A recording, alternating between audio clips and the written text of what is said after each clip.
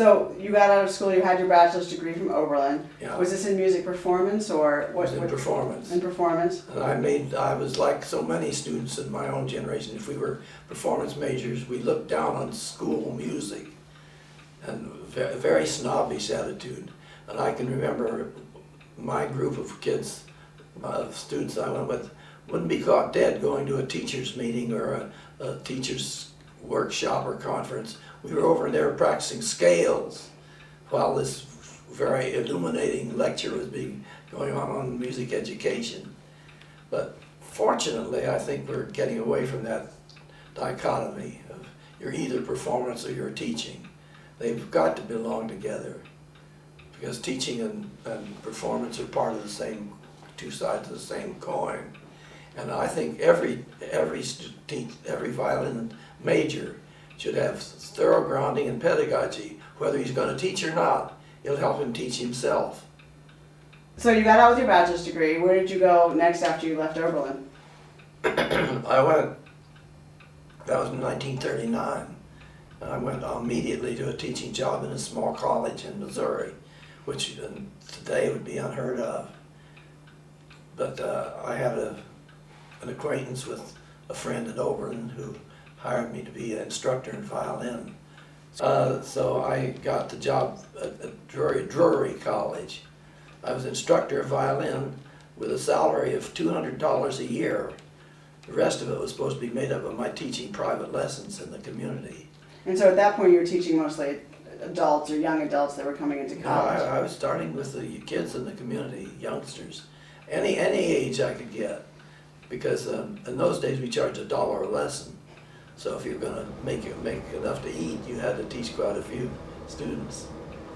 And that was the privilege was that I had a college studio.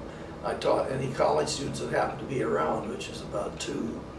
And I taught privately outside, and then I played in the local symphony orchestra. And we formed a college and high school string quartet. So that was a reasonable balance between performing and teaching, which I think is the thing that's most needed in this country. It's a difficult life, teaching and performing both, but I think the person who can keep both of those going is the one that's going to be productive professionally and satisfied with his role, rather than just doing exclusively one or the other. So when you first started those children that you were working with right out of college, were you successful? I mean, were you getting results with them? No, I was a failure as a teacher at first, because I used the old saying, they'd come and play for me, and of course there were problems. I'd say, now we're going to go back to the beginning and get this right this time. You've got all these bad habits, and I'd try to put them back to the very beginning. And of course, they just quit taking lessons. They should have. I didn't know what I was doing. And it took me about a year to figure out, on some work at Columbia Teachers College with some educational courses that I never had to figure out I was doing the wrong approach, to try to start them over again. That's the old conservatory way. Break down your spirits and break you down to nothing, then build you up again in the image the teacher wants. So I got most of those students back, and I began to think about it and improve my teaching gradually from then on. Well, I think good teachers are always experimenting. I remember what old Jimmy Mersel used to say at our music ed class at Columbia. You know, we used to say, he hates music, he hates teaching, and he hates children, but he sure writes good textbooks on music education. And he used to say, there are lots of methods that are all right if you don't believe in any one of them too much. And it's sort of a cynical way of putting it, but in a way he was right. The teacher is more important than the method. So an experimental teacher, I think, takes delight in finding new things to do. The danger is that he may oversell his own idea. He may think it's more important than it is. Louis Krosner told me once, he said, I had this great idea for teaching students how to do double stops. And so I tried it on a student. It just worked beautifully. I think he did a good job. And another student came in and I tried it. It didn't work at all. He said, I realized it was the enthusiasm which I put behind the idea rather than the idea itself, which was making it work. So I think teachers have to recognize and evaluate what they're doing and not get stuck on it, and not get dogmatic about it, not tell other teachers this is the only way, the right way to do it. Because there are usually many other factors involved than just that.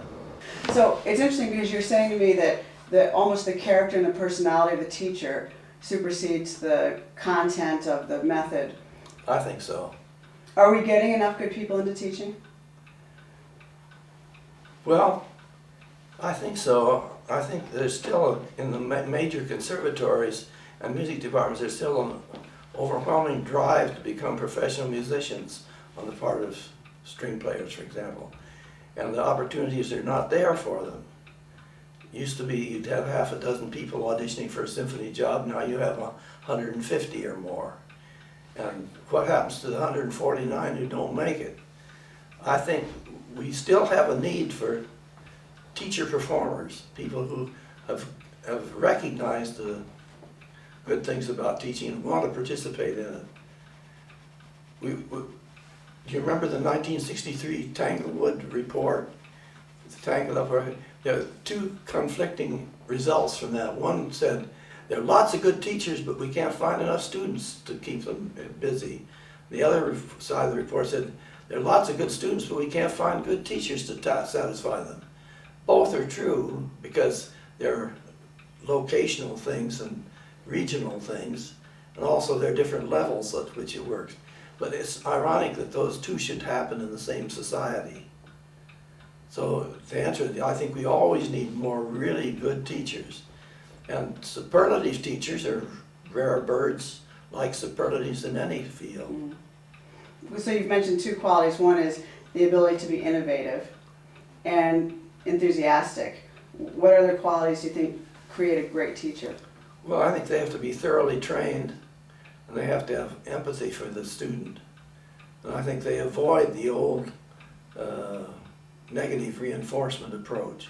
Good teachers enter into the profession with certain qualities that are very important to have. They have to be sensitive personalities. They can't be egomaniacs. They've got to be aware of other people's feelings. They have to be balanced.